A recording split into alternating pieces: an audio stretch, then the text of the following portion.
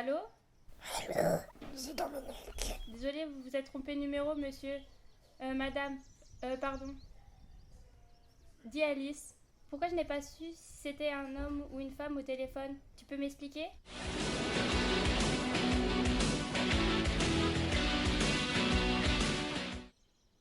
La voix naît lorsque l'air qui vient des poumons fait vibrer les cordes vocales, aussi appelées plis vocaux. Se produit alors un son, plus ou moins grave ou aigu, selon la vitesse de vibration de ces plis vocaux.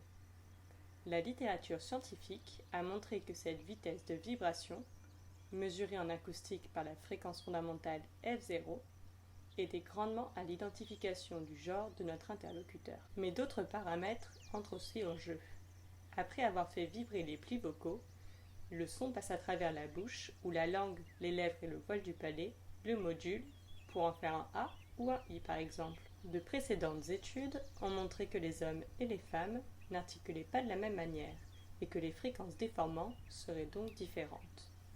Lorsque nous entendons une voix, nous arriverions donc à faire une mini-analyse acoustique de la fréquence fondamentale et des fréquences déformantes pour déterminer si nous avons affaire à une femme ou à un homme. Mais, du coup, pourquoi je n'ai pas su identifier le genre de Dominique? Ton interlocuteur a sûrement été opéré d'une laryngectomie partielle. Le laryngectomie de quoi? Une laryngectomie partielle, c'est-à-dire qu'on lui a enlevé au moins un de ses deux plis vocaux suite au diagnostic d'un cancer de la gorge. Du coup, sa voix est modifiée. La vitesse de vibration des plis vocaux n'est plus la même, la hauteur de la voix est différente et la valeur de la fréquence fondamentale a aussi changé. Mon mémoire a d'ailleurs pu montrer que pour 95 enregistrements de patients opérés d'une laryngectomie partielle, 12 auditeurs naïfs comme toi identifiaient correctement leur genre seulement dans 72% des cas.